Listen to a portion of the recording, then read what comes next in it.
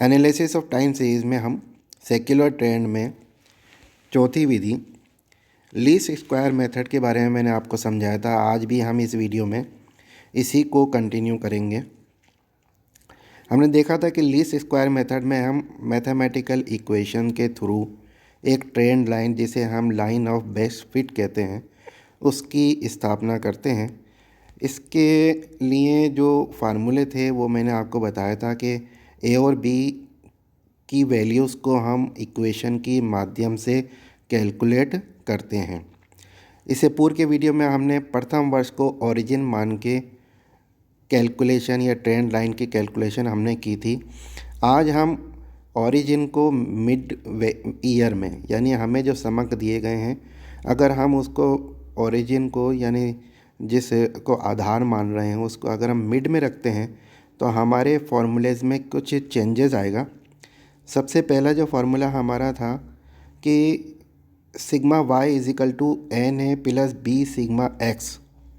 अगर हम mid year को ज़ीरो मान लेते हैं तो हमारा सिग्मा एक्स ज़ीरो हो जाएगा। इससे हमारे इस फार्मूले में चेंजेस ये आ जाएगा कि सिग्मा वाई बराबर एन ए हो जाएगा और एल की वैल्यू हम निकालें तो उसका फार्मूला कुछ इस तरीके से होगा, सिग्मा वाई ऑब्लिक एन।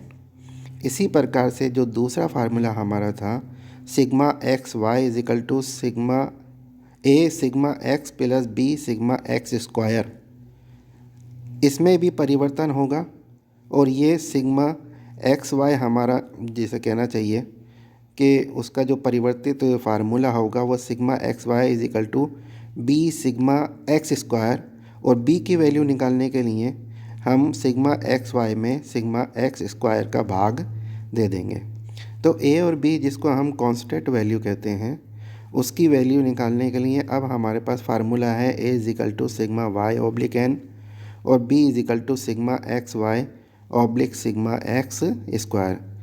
पूर्व में जिस उदाहरण को हमने सॉल्व किया था उसी में अगर हम कैलकुलेशन करें तो देखिए, हमने मिड के जो वैल्यू ईयर है 2016, इसको एक्स माना है।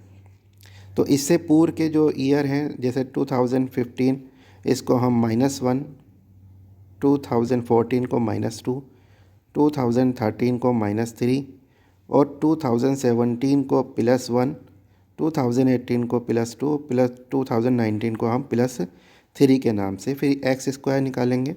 तो -3 को -3 से स्क्वायर करेंगे तो इंटू करेंगे तो ये 9 आएगा, -2 का 4, -1 का 1, 0 का 0 और +1 का 1, +2 का 4 और +3 का 4। एक्स वाई निकालेंगे तो 160 को -3 से मल्टीप्लाई करेंगे तो -480, 2014 के लिए ये -700 और 2015 के लिए -340 और जो हमारा ओरिजिन है उसके लिए 0 और 2017 के लिए ये +770 और 910 को 2 से करेंगे तो 1820, 950 को 3 से करेंगे तो ये 2850, इनका टोटल आएगा 3920।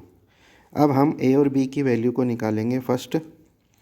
तो जो हमारा फार्मूला है A is equal to sigma Y oblique N, तो हमारा सिग्मा वाई तो वही 4067 है, 60 है, उसमें 7 का भाग देंगे तो 8 आल्सो कम्स 580।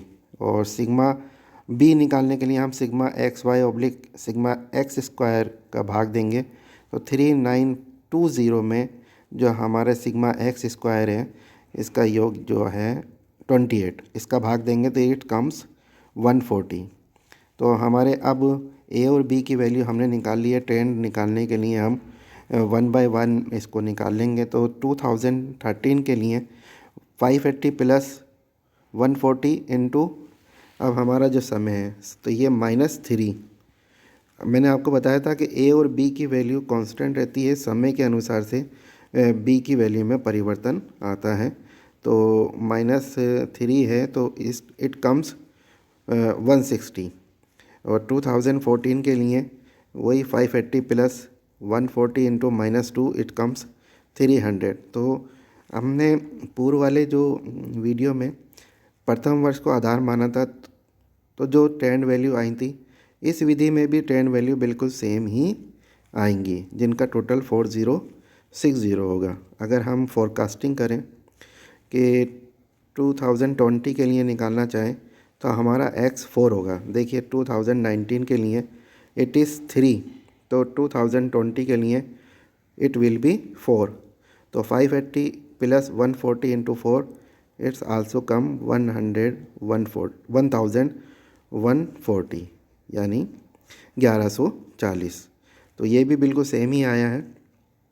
जब हम मिड वैल्यू को ओरिजिन मानते हैं तो अभी जो प्रश्न हमने किया है ये ऑड ईयर का था। अगर मान लीजिए इवन वर्ष का हो, सम वर्षों का हो, जैसे 8 वर्षों का, 10 वर्षों का या 12 वर्षों का हो, तो उसमें भी प्रक्रिया लगभग यही है।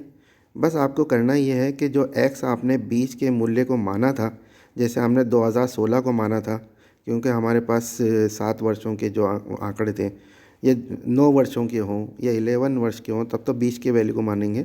लेकिन अगर 8, 10 या 12 के हों तो हम बीच के 2 वर्षों को माइनस 0.5 और प्लस 0.5 मान लेंगे। बाकी प्रक्रिया वही है। एक एग्जांपल की सहायता से मैं आपको समझाता हूँ। देखिए यहाँ पर 10 वर्षों के हमें समय के आंकड़े दिए गए हैं। ईयर हैं 1 2 3 4 5 6 7 8 9 10। अब बीच के जो वर्ष हैं, बीच के वर्ष कौन से होंगे? शुरू के 4 वर्ष छोड़ दीजिए, लास्ट के 4 वर्ष छोड़ दीजिए। बीच के जो वर्ष हैं 5वां और छठा, इसको हम जो x इसके लिए कैलकुलेट करेंगे वो -0.05 और प्लस 0.05 होगा। सुविधा की दृष्टि से हम इनको डबल कर देते हैं। इससे पूर्व के जैसे 5वें वर्ष का ये है, चौथे वर्ष का -1.5 होगा, तीसरे वर्ष का -2.5 होगा और 2 का दूसरे वर्ष का -3.5 होगा और पहले वर्ष का 4.5 होगा। गणना को सरल बनाने के लिए हमने x के जो ये वैल्यू निकाले हैं इनको जस्ट डबल कर देंगे। तो पहले वर्ष के लिए ये -9 आएगा, दूसरे के लिए -7, तीसरे के लिए -5, फोर्थ के लिए -3 और फिफ्थ के लिए और सिक्स के लिए -1 और +1। उसके बाद आगे के वैल्यूज़ भी इसी तरीके से निकाल लिए जाएंगे और उसके बाद x² करके और बाकी की प्रक्रिया जैसे हमने अभी समझी है उसी प्रकार से सोल्व कर लिया जाएगा। धन्यवाद।